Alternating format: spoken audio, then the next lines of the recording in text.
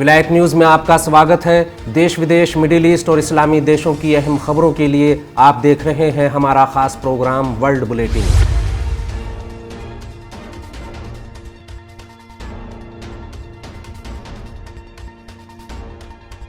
Bulletin की शुरुआत करते हैं इराक से आ रही अहम खबर के साथ, जहां आतंकी संगठन ISIS फिर सर उठा रहा है। इराक फिर आतंकी संगठनों के निशाने पर, अमेरिका ने हथियारों की आपूर्ति तेज की। सीरिया, इराक और मिडिल ईस्ट समेत अफ्रीका तक आतंक मचाने वाले वहाबी आतंकी संगठन को अमेरिका की ओर से हथियार देने का सिलसिला खत्म होने के बजाय और तेज हो गया। इराक के एक रक्षा विश्लेषक के मुताबिक वहाबी आतंकी संगठन ISIS को अमेरिका की ओर से हथियार मिलने का सिलसिला तेज हो गया है। अमेरिका अब इस आतंकी संगठन को 30% ज़्यादा हथियार दे रहा है। इराक की अल-मालूमा न्यूज़ वेबसाइट के मुताबिक मौजूदा डेटाबेस से पता चलता है कि 2021 और 2022 के बीच आतंकवादी संगठन ISIS के पास हथियारों के ज़ख़ीरे में काफ़ी इजाफा हुआ है। दयाला और इराक के कई अन्य प्रांतों में इस संगठन के ठिकानों से इस बात के साफ सबूत भी हासिल हुए हैं।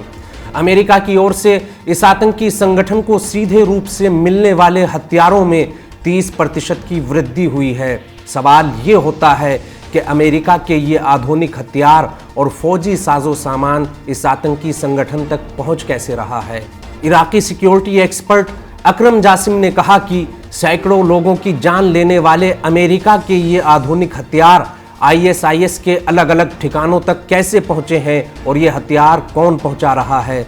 अकरम जासिम ने अमेरिका के स्नाइपर हथियारों का जिक्र करते हुए कहा कि ISIS ने इस आधुनिक हथियार से अकेले दयाला प्रांत में अनगिनत लोगों की जान ली है। इस सिक्योरिटी एक्सपर्ट ने कहा कि इराक में मौजूद वहाबी आतंकियों को बाहरी देशों की मदद बंद नहीं हुई है और इराक सरकार को इस बात की ओर गंभीरता से ध्यान देना होगा।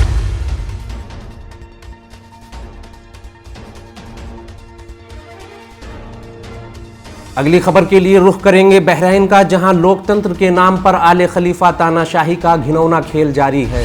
लोकतंत्र के नाम पर तमाशा, तानाशाह ने अपने बेटे को दिलाई प्रधानमंत्री पद की शपथ। बहरीन में हुए दिखावटी चुनाव के 2 दिन बाद ही देश के प्रधानमंत्री पद पर काबिज देश के तानाशाह हमद बिन ईसा आले खलीफा के बेटे ने अपने पद से इस्तीफा दे दिया था।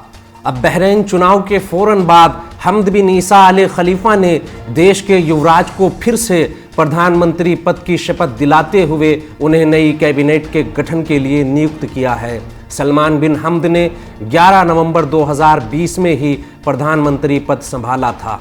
बहरीन के क्राउन प्रिंस से पहले 1970 से 2020 तक देश के प्रधानमंत्री पद पर खलीफा बिन हमद आले खलीफा का कब्जा था। वो मरते दम तक इस पद पर रहे, मतलब इस देश में तानाशाह की तरह प्रधानमंत्री का पद भी लाइफ टाइम है।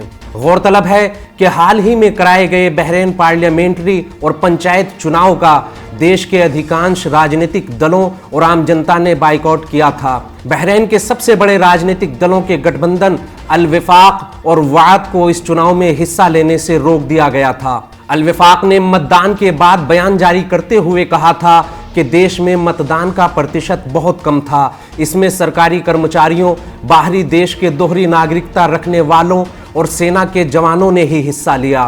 तानाशाही की ओर से सेना के जवानों और पुलिस कर्मियों को आम नागरिकों के रूप में मतदान करने के लिए भेजा गया और इसकी वीडियो भी बनाई गई ताकि ये जताया जा सके कि मतदान में आम नागरिकों ने भारी संख्या में हिस्सा लिया है।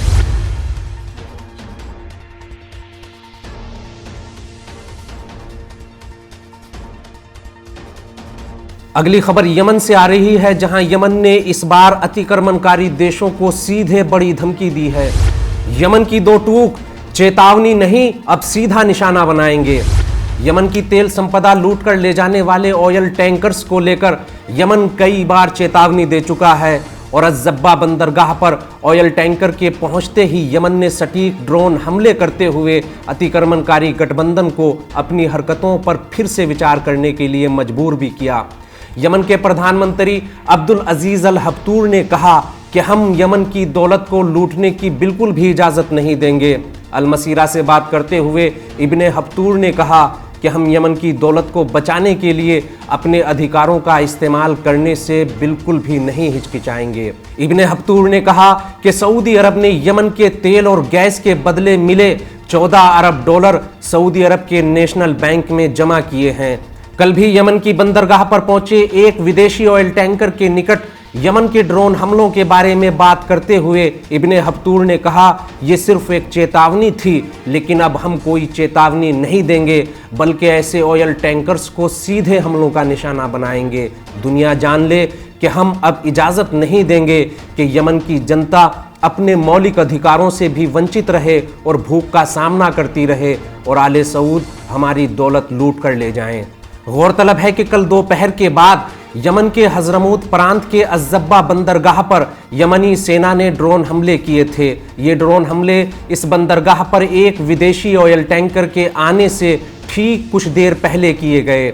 स्थायी सूत्रों के मुताबिक अमेरिका का ये ऑयल टैंकर यमन का 2 मिलियन बैरल से अधिक कच्चा तेल लेने के लिए यहाँ पहुँच रहा था, लेकिन यमनी सेना के हमलों के बाद अमेरिका को नाकामी का मुंह देखना पड़ा।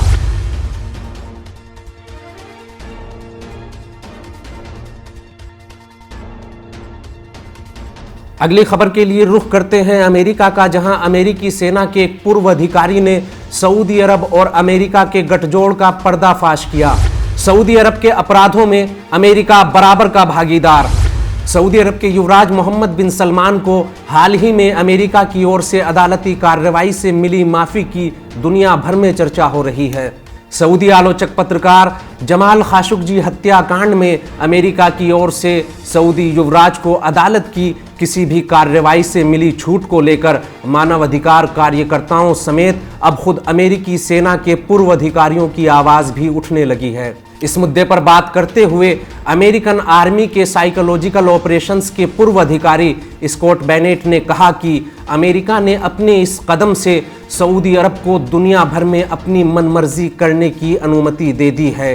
बाइडेन का ये कदम बिन सलमान को एक हरी झंडी की तरह ही है कि वो भविष्य में जिसे चाहे जिस तरह चाहे कत्ल कर सकता है। उसे बाइडेन की ओर से लाइसेंस मिल चुका है। स्कॉट ने कहा कि हमें ये बात भी नहीं भूलना चाहिए कि यमन से लेकर सीरिया तक जितने भी अपराध और अत्याचार हो रहे हैं उन सब में अमेरिका और सऊदी अरब साथ साथ हैं, वो एक दूसरे के सहयोगी हैं। हाँ, बाइडेन के इस फैसले ने सऊदी अरब को एक बहुत बड़ी राहत दी है, वो ये कि अब वो किसी भी अंतर्राष्ट्रीय मंच पर आसानी से अपनी हाजिरी दर्ज करा सकता है।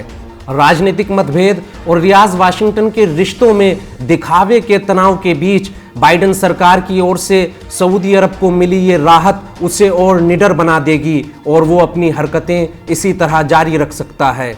बाइडेन अपने चुनावी कैंपेन में बार बार कहते रहे हैं कि सऊदी युवराज मोहम्मद बिन सलमान इस हत्याकांड के सीधे तौर पर आरोपी है और अगर हम सत्ता में आते हैं तो उन्हें अदालत में घसीटेंगे। अब जबकि बाइडेन को अमेरिकी सत्ता में आए हुए भी एक मुद्दत गुजर चुकी है, दुनिया देख रही है कि बाइडेन के चुनावी दावे और वादे सिर्फ और सिर्फ झूठ का पुलिंदा साबित हुए। हमारा आज का बुलेटिन यहीं ख़त्म होता है।